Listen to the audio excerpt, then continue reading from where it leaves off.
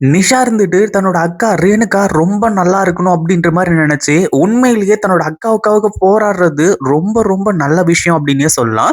ஆனா அதே சமயத்துல நிஷா இங்க இருக்கக்கூடியது உண்மையான ரேணுகா தானா அப்படின்றத கன்ஃபார்ம் பண்ணியிருந்தா இருக்கும்.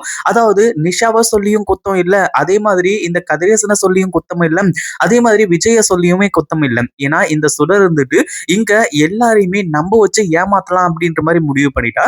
அதாவது ரேணுகாவா இங்கேயே செட்டில் ஆயிடலாம். ஏன்னா பல கோடி ரூபாய் சொத்து நமக்கு வரப்போகுது. ஒரு பக்கம் அப்பா சைட்ல இருந்து வரப்போகுது, அடுத்ததா விஜய் சைட்ல இருந்து வரப்போகுது இப்படின்னு சொல்லி இவ எல்லாத்தையுமே பக்கவா பிளான் பண்ணிட்டான்.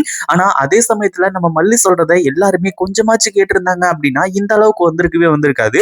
நம்ம மல்லி போய் அங்க கஷ்டப்படணும் அப்படின்ற அவசியம் கிடையாது. அதே மாதிரி இங்க இந்த சுடர் இருந்துட்டு ஏமாத்திட்டு இருக்காங்க. இது எல்லாத்தையுமே நம்பி இவங்க எல்லாருமே ஏமாந்து ஏமாளியா இருக்க வேண்டிய அவசியமும் கிடையாது அப்படின்னே சொல்லலாம்.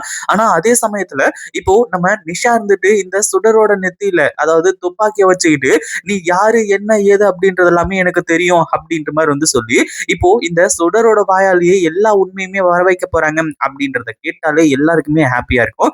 இப்படி எல்லாம் நடக்குமா அப்படின்ற மாதிரி எல்லாரோட மனசுக்குள்ளேயும் ஒரு கேள்வி இருக்கும். அதாவது இப்படி நடந்தால் எப்படி இருக்கும் அப்படின்றது எப்படி, அதாவது நீங்க மறக்காம கமெண்ட் பண்ணுங்க. அதாவது என்ன ஆச்சு அப்படின்னா ஒரு பக்கம் நிஷா இருந்துட்டு தன்னோட அக்காவுக்காக எல்லாத்தையுமே பண்றதுக்கு தயாரா இருந்துட்டு இருக்காங்க. அதாவது மல்லிய விஜய் கிட்ட பேச விடாம தடுக்கிறது இப்படின்ற மாதிரி எல்லாமே. ஆனா அதே சமயத்துல இந்த நிஷாவுக்கு எப்படி இந்த உண்மைகள் தெரிய வந்துச்சு அப்படின்றதா உண்மையிலேயே ஒரு கேள்விக்குறியா இருந்துட்டு இருக்கு. ஏன்னா நிஷா இருந்துட்டு தன்னோட அக்கா மேல அவ்வளவு பாசமா இருக்காங்க. அதுவும் இல்லாம இங்க இருக்கக்கூடியது தன்னோட அக்கா தான் அப்படின்ற மாதிரி சொல்லி இப்போ விஜய் கூட ஒண்ணு சேர்த்து வைக்கணும் அப்படின்ற மாதிரி அவ்வளவு பெரிய விஷயங்களை செஞ்சுக்கிட்டு இருந்தாங்க. ஆனா கடைசியில இந்த நிஷாவுக்கே பல உண்மைகள் தெரிய வந்துருச்சு. அதாவது போன்ல பேசிட்டு இருக்கும் போதுதான் நிஷா எல்லா உண்மையுமே கேட்க ஆரம்பிச்சாங்க. அப்போ இங்க இருக்கக்கூடியது என் அக்கா ரேணுகா கிடையாதா, உண்மையிலேயே என் அக்கா ரேணுகா இறந்துட்டாங்களா அப்படின்னு சொல்லிட்டு இப்போ அந்த ஒரு விஷயத்த கன்ஃபார்ம் பண்ண ஆரம்பிச்சாங்க.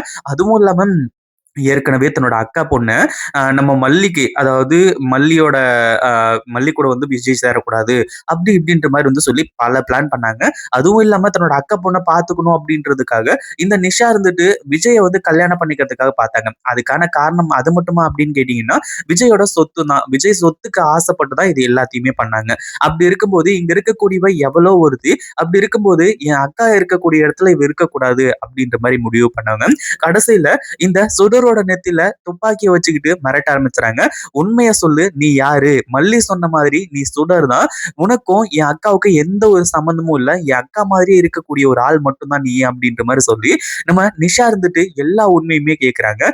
இத பத்தி நீங்க என்ன நினைக்கிறீங்க? நிஷா எப்படி மாஸ் காட்டினா எப்படி இருக்கும் அப்படின்றத கமெண்ட் பண்ணுங்க. இந்த வீடியோ பிடிச்சிருந்தா லைக் பண்ணுங்க, ஷேர் பண்ணுங்க. இப்பதான் நம்ம சேனலுக்கு ஃபர்ஸ்ட் டைம் வரீங்க அப்படின்னா கீழ இருக்க சப்ஸ்கிரைப் பட்டனை பிரஸ் பண்ணிக்கோங்க.